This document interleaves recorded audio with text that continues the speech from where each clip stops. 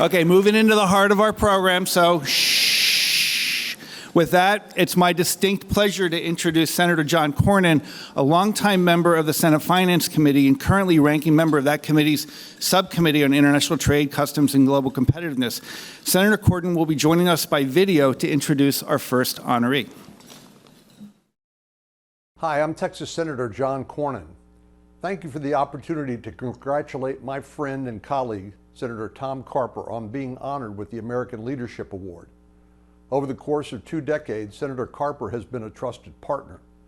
I'm proud of our work to shore up U.S. supply chains, strengthen cross-border trade, and guard against terrorism. As the last Vietnam War veteran serving in the Senate, Senator Carper's service to our nation extends far beyond his years in Congress. Tom, congratulations again on this great honor. I look forward to continuing our work in the field of international trade as you close out your final months as Delaware's senior senator. With that, I'm pleased to introduce Senator Tom Carper.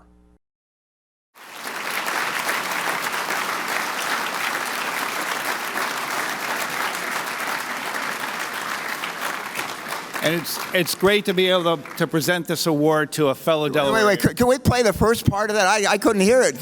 I want to hear they say, he doesn't deserve that kind of introduction. I don't deserve that kind of introduction. I love John Cornyn, though. Don't tell him I said that. Let's get a picture and then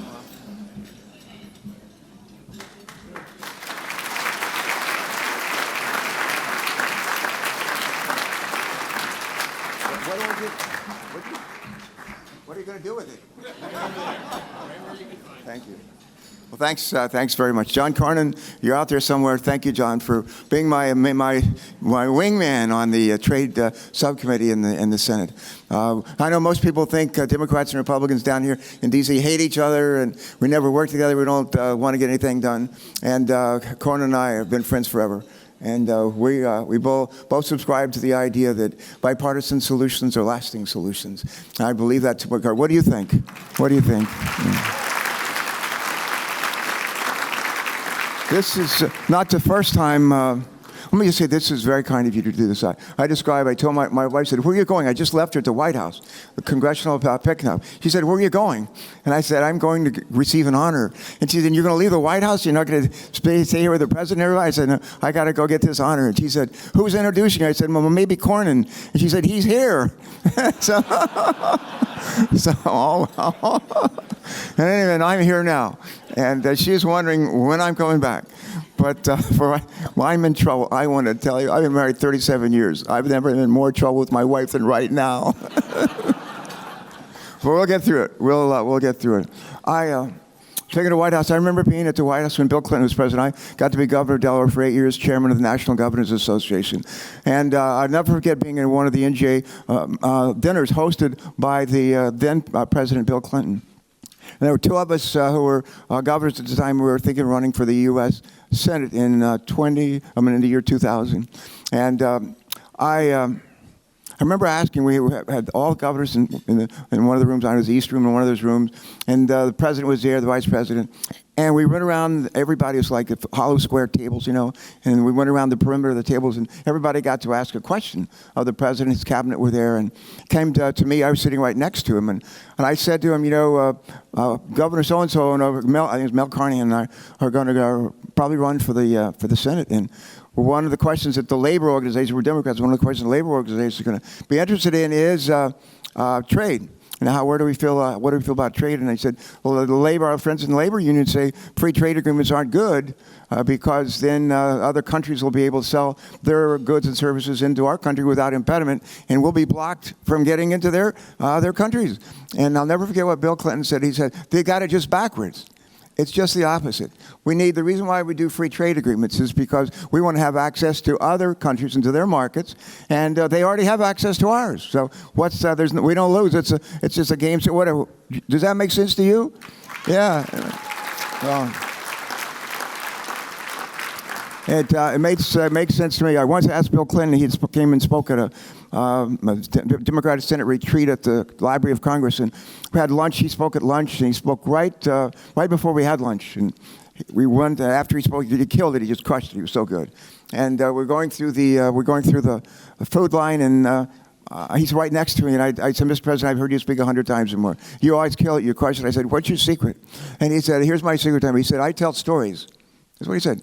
I tell stories. And he said, I tell a series of stories that kind of relate and actually explain a bigger concept. He said, I use self-deprecating humor. And that's what I do. And he says, it's working so far. And I find that's true as well. I got to be governor of Delaware. I had been a naval flight officer. Do we have any veterans here? Do we have any veteran? If you're a veteran, stand up and take heart. If you're a veteran, I don't care, man, woman, Army, Navy, Air Force, Marine, stand up. Come on, let's hear it. Let's hear it.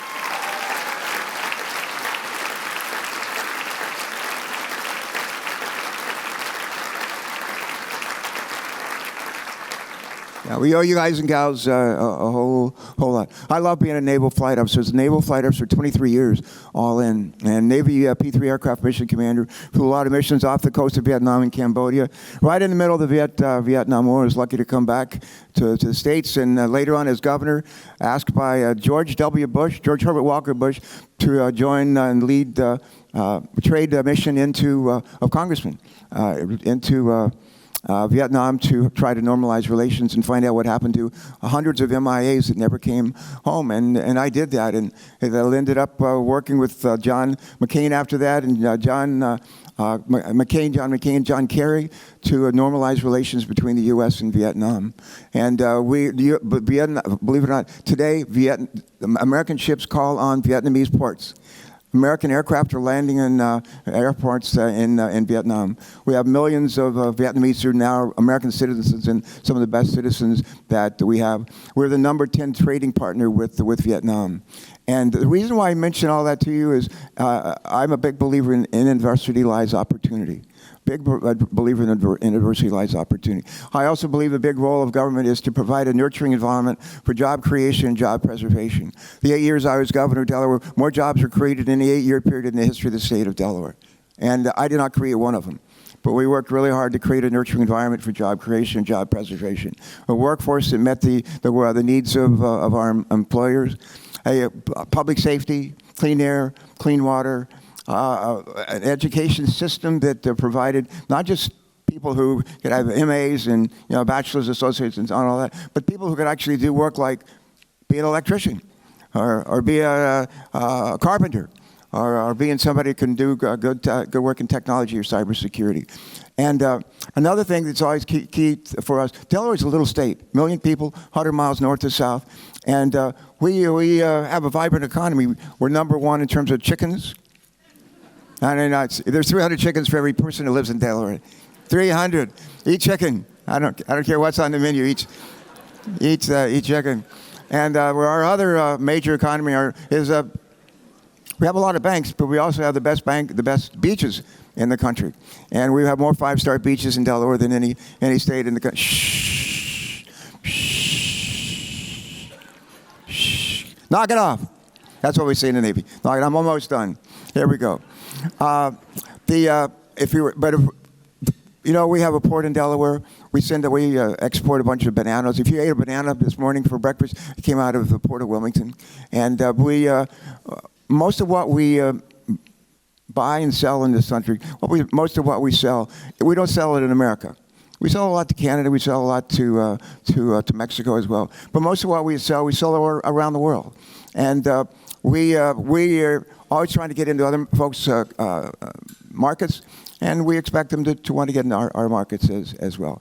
That's a key component in having a nurturing environment and a vibrant economy.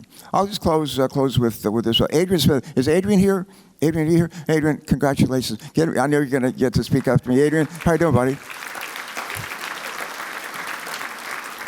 I'll close with Adrian and I were fortunate enough to lead a CODAL down to Central America about a year ago, and went to a number of countries and trying to help improve our relationship and improve our ability to trade and sell down there.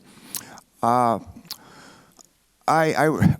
close with this thought. The last the guy that I probably respect more than anybody else in the history of the country is Thomas Jefferson. Thomas Jefferson used to say, the American people know the truth, or they won't make a mistake. And we're going through a period of time, and people don't know the truth. They don't know what to believe. One of the things that is the truth is the fact that in the last, I think, 2 years, some 12 million jobs have been created. 12 million people have jobs that didn't have them before. We have something like last Friday we got a jobs report from the Labor Department. What did they report? They reported that there were 12 million job openings around the country. And there were about 5 million people that are actually looking for jobs. The rate of inflation has dropped 14 months in a row. Real incomes are actually up in our country. And most people don't know that stuff. But it's true, and I would say that as a Democrat or a Republican, we need to keep that in mind. And I said that the President, I think we're on a roll in this country. We need to keep it up, and as Democrats and Republicans, we need to find ways to work together to get that done. I work with Adrian, I work with John Cornyn, and among the things that we agree on is the need to be able to sell everything we build and make in this country, create, manufacture, or invent. We ought to be able to sell it around the world. If we do that and allow them to sell their stuff to us, we'll be better off, and they will be as well. Let me close with this quick story. When I was about to step down as governor, we had a great 8 years. I mean, a great 8 years. And there was a wonderful event to honor me as governor. My wife, Martha, First Lady. And I'll never forget the guy who was introducing me to receive this recognition as outgoing governor. He really got carried away. And he said, and now, ladies and gentlemen, I present to you a very, very, very, very great man. And Governor Tom Carper. I went up and I accepted the applause. The standing ovation was really very nice and all. And I spoke, and they were well received. And later on, we're in the car going home, and with my wife and me, just the two of us. And she said, "What are you thinking?" And I said, "I was just wondering how many very, very, very great men there are in this country." And she said, "I'll tell you, there's one less than you think." So I'm honored by all of you to be in the same room with Adrian and to be introduced by my friend John Cornyn. This is still the best country in the world. Let's keep it that way. God bless you. Thank you so much.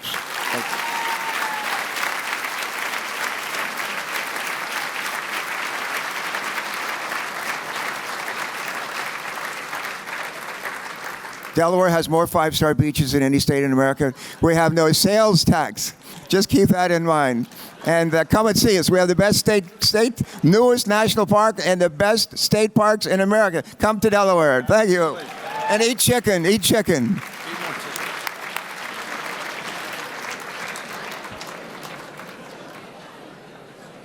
Thank you, Senator. That was great.